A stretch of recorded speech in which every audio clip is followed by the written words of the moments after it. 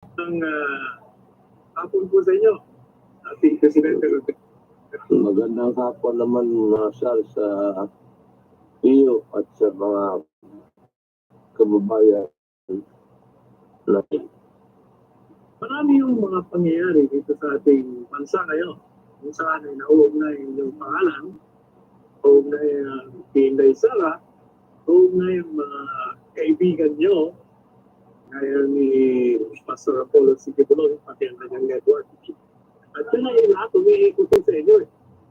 Parang kayo ang pinanggagalingan ng mga nagsasambuatan ngayon, kung ano mga sambuatan ang iniisip nila. And the latest na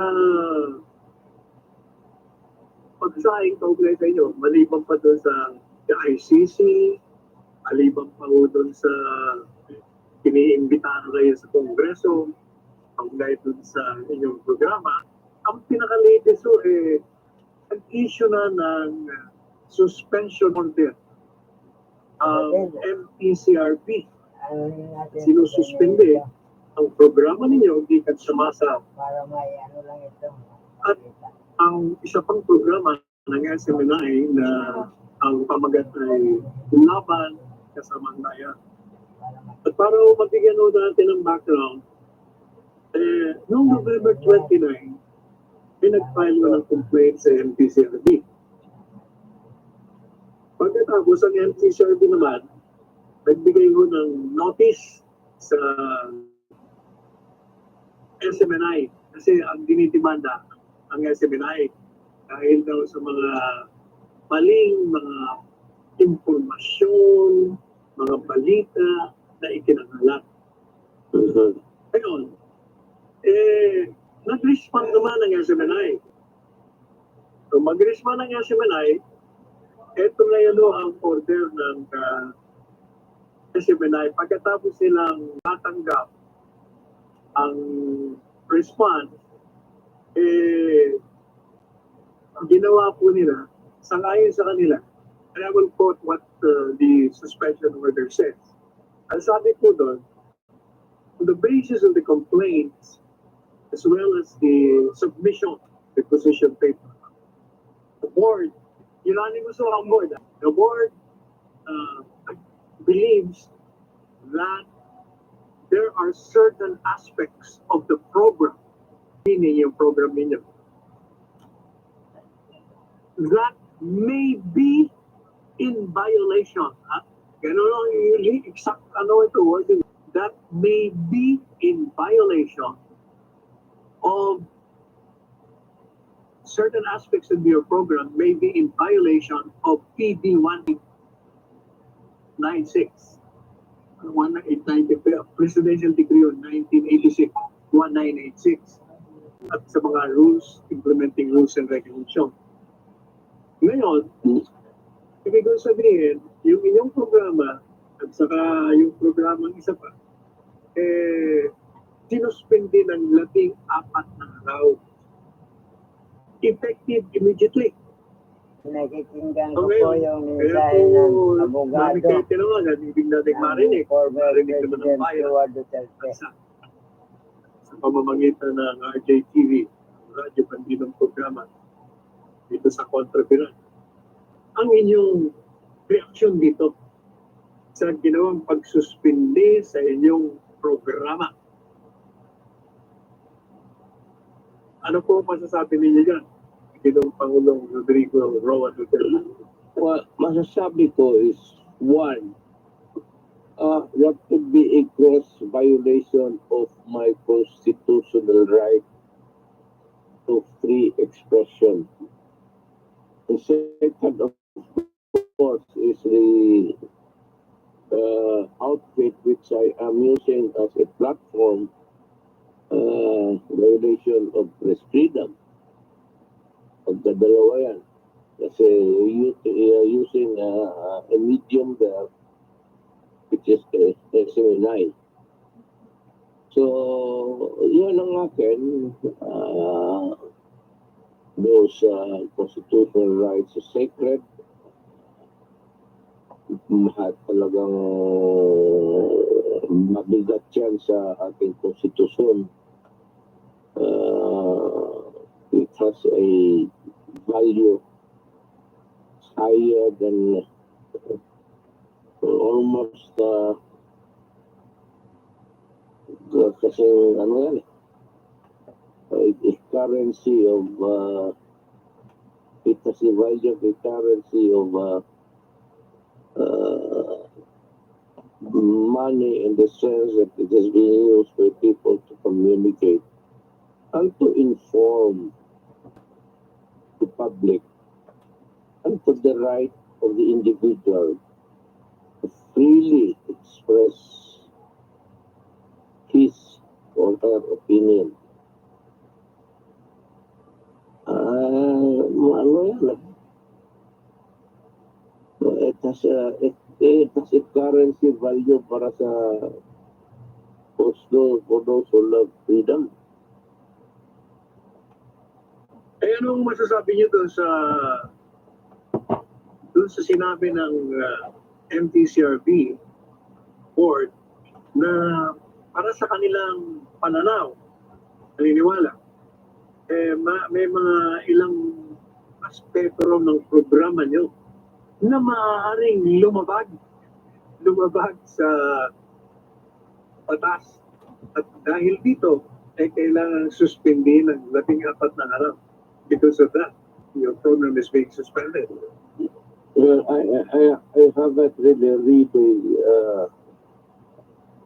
in its entirety the document kasi mahina ang mata ko. You sent me a copy dito lang sa iPhone. Pero ito ang masasabi ko sa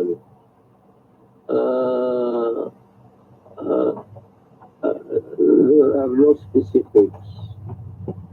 You are not informed of what violations you have committed. There is no provision of law that you have transgressed. Now, at this time, you cannot contest yung preventive suspension. Preventive in the sense that in the meantime, you are not allowed to use the facility of the SMNI. Alam mo, in my view, the suppression to express your right to exercise this freedom does not it cannot be the subject of a preliminary or a permanent status. Hindi nga pwede yan eh. The right to free expression is absolute. To me, that is how I understand it until today, the constitutional law ko. A temporary preventive suspension is by itself already censorship. Hindi na nakasalita. You're censored. So, to me, to that extent, or to the full time that you are not allowed to talk, it is a derogation of your right, of your constitutional right to free speech and free expression. And to add, freedom of the press.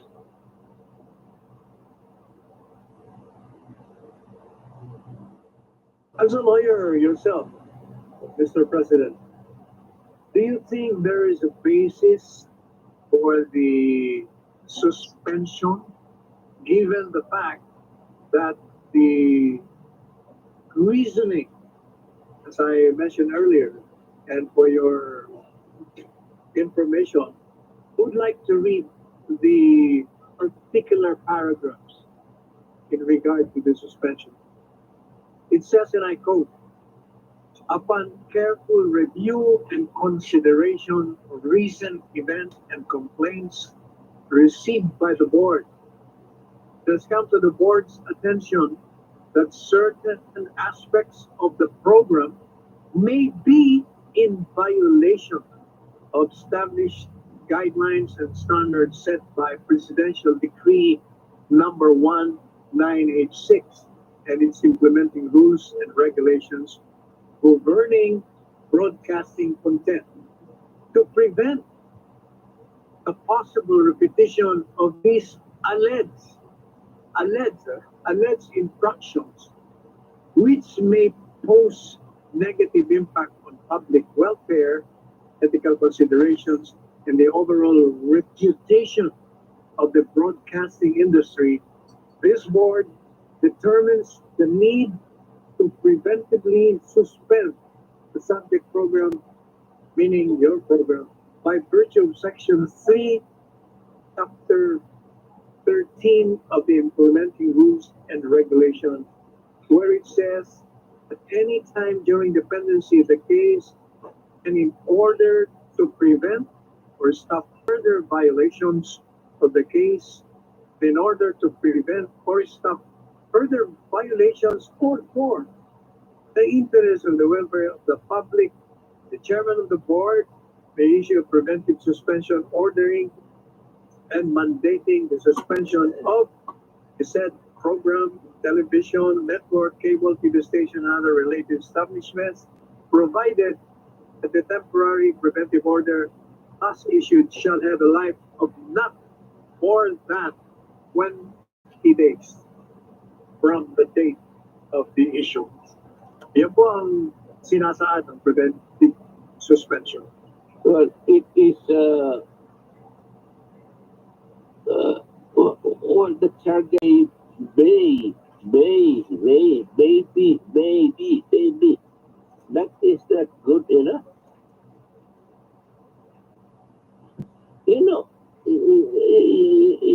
you try to fish out from my mouth what I said until now. And if you cannot pinpoint the exact provision of the law which I violated, then that is already, I said, a violation of my constitutional right. Wala kang findings of guilt which you may have or more probably uttered. But it must be spread out at that moment, at this time, that those the things that I uttered are punishable by law. It cannot be maybe because of it speaks of a thing which has to be solved first before you can get to meet the substance, the gravamen of my speech or expression. And then at the time, I am already at a loss to how to go about exercising the right.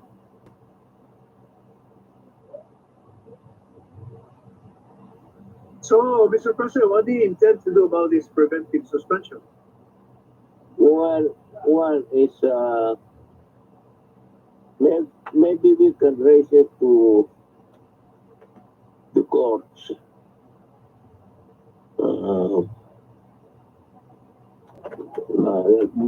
The window is very small. It's 20 days. Maybe by the time that you are ready to hear or argue the case before the court, it will be good and academic. Pero let us see what happens. I will try to consult my aswaits. Those who are still practicing. Ako hindi na, nag-retire na ako. But I intend to go back to law practice. I have to go to school. So, that's the problem now.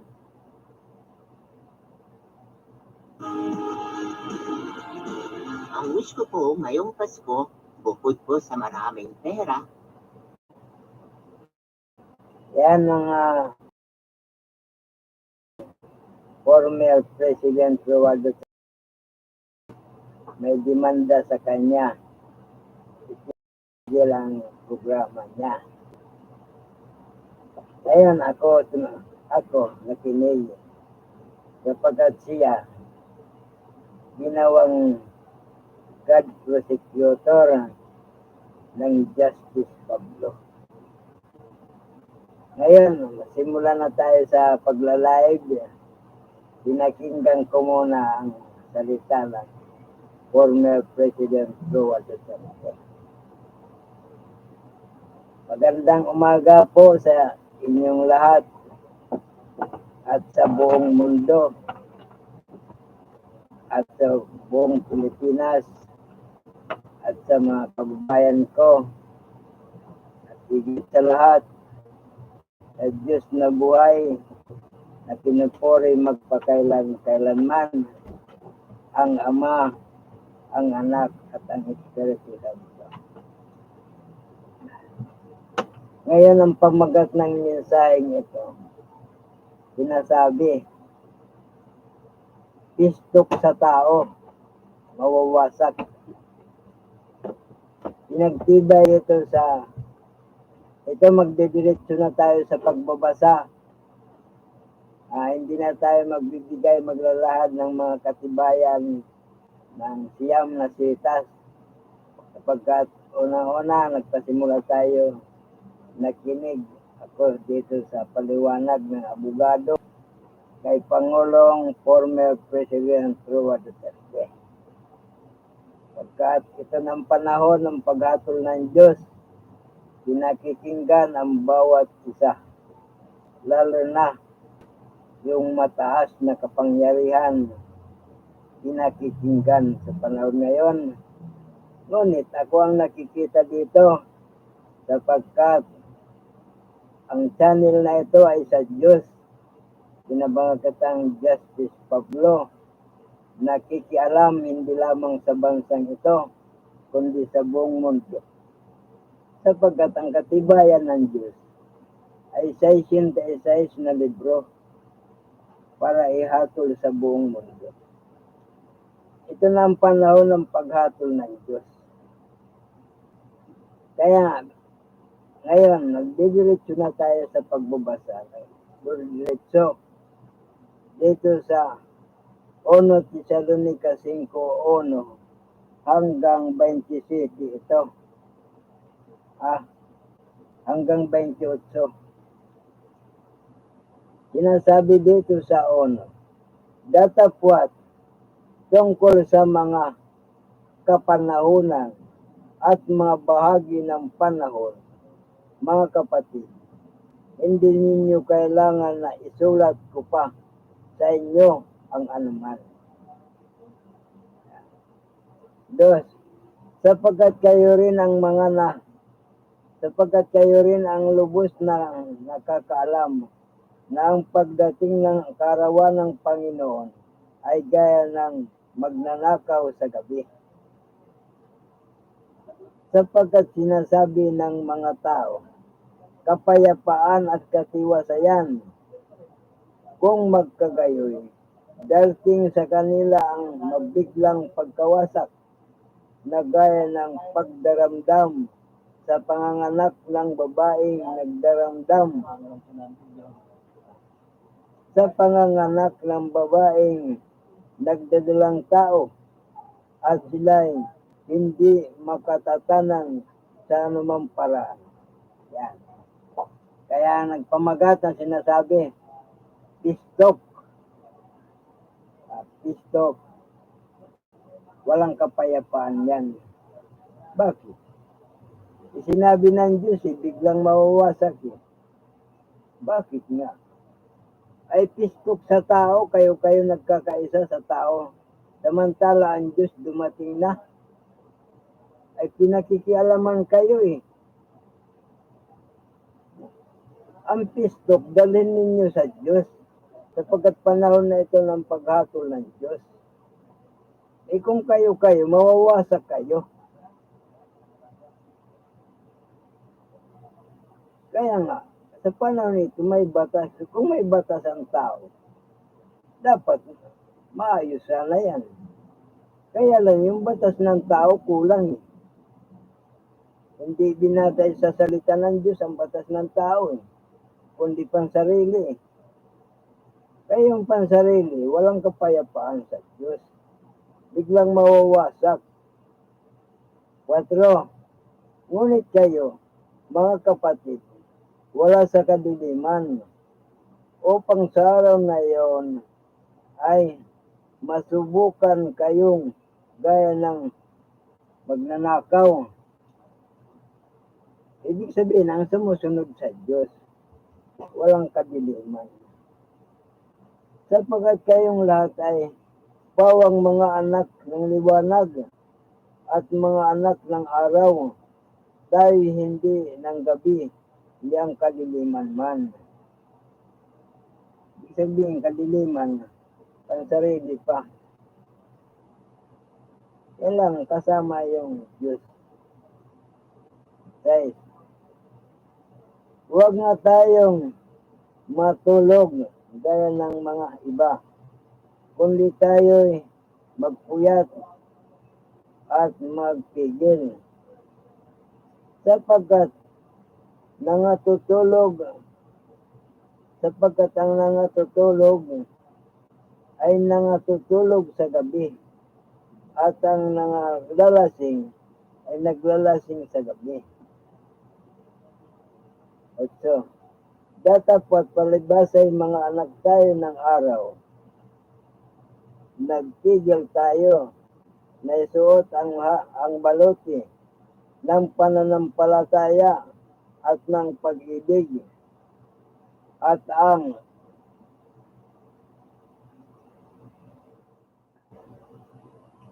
pag-ibig at maging turbante ay ang pag-asa ng kaligtasan. Ibig sabihin, dalhin ang Biblia. Ay si former President Duterte, siyempre may Biblia siya. Diyan sa bumatong siya ng Biblia. Kaya siya kinuha na prosecutor ng Diyos pambuong mundo. 9.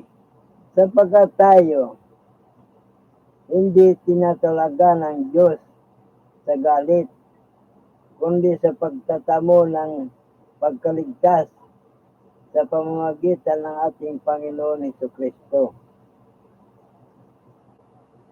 10. Na namatay dahil sa atin upang tayo ay gising o tulog man ay mabuhay tayong kasama niya. Kaya nga, lumapit kayo para maging kasama. Dahil dito kayo pangaralan at mga patibayan sa isa't isa sa inyo, gaya ng inyong ginagawa. Magpatibayan, hindi magdemandahan. 12. Datapwat ipinamamanhik namin sa inyo, mga kapatid, na inyong kilalanin ang nangagpapagal sa inyo at nagmumuno sa inyo sa Panginoon at nagpapa-alaala sa inyo. At inyong lubos na pagkamahalin sila sa pag-ibig dahil sa kanilang gawa. Magkaroon kayo ng kapayapaan.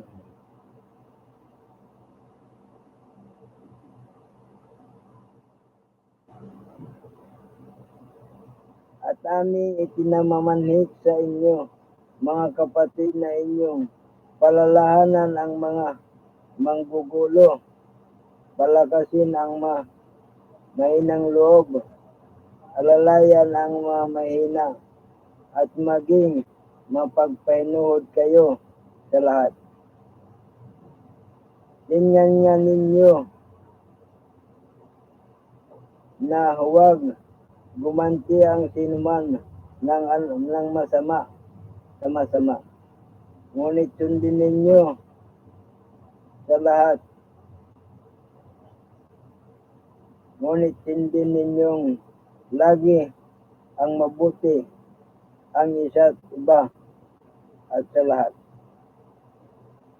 Magalak kayong lagi, magsipang manalangin kayong walang patid. Kaya nga, manalangin para hindi mapasok ng dyablo. 18. Sa lahat ng mga bagay ay magpasalamat kayo sapagkat ito ang kalooban ng Diyos kay Kristo tungkol sa inyo. 19. Huwag ninyong patayin ang ningas ng Espiritu. Kaya oras labagin ninyo ang Diyos, pinapatay ninyo ang ningas ng Espiritu. 20. Huwag ninyong hamakin ang mga panghuhula. Subukin ninyo ang lahat ng mga bagay, ingatan ang mabuti. Layuan ninyo ang bawat anyo ng masama. At pagkabanalin kayong lubos ng Diyos din ng kapayapaan, at ang inyong espiritu at kaluluwa at katawan ay ingatan buo na walang kapintasan sa pagparito ng ating Panginoon Hesukristo. Walang kapintasan sa pagparito. Ibig sabihin, magsisi kung gumagawa ng panloloko, ay alisin na. Sinisira ang tipan ng Diyos, ay huwag nang sirain. Kasi nga, mamamatay. 24. Sapat yung sa inyo'y tumawag na gagawa rin naman ito. Mga kapatid, idalangin ninyo kami. Batiin ninyo ang lahat ng mga kapatid na banal na halik. Idinadalangin ko sa inyo, alang-alang sa Panginoon, na basahin sa lahat ng mga kapatid ang sulat na ito. Ang biyaya ng ating Panginoon Hesukristo ay sumasa inyo nawa. Yan, dito tayo nagtatapos. Ang sabi dito ng Diyos na mag-ibigan sa isa't isa. Manalangin walang patid. Kasi nagsasabi kayo kapayapaan kung hindi naman ninyo isama ang Diyos. Dapat dumating na ang Diyos sa panahon nito. Hindi nagbibiro ang Diyos. May gobyerno siya. May watawat siya. May saligang batas siya para ihatol sa buong mundo. 66 book ng saligang batas na dapat masunod. Hanggang dito na lang sa buong mundo. Maraming salamat sa mga bansa at sa bansang ito na ang unang-unang ating Pangulo makaunawa sa Diyos na buhay.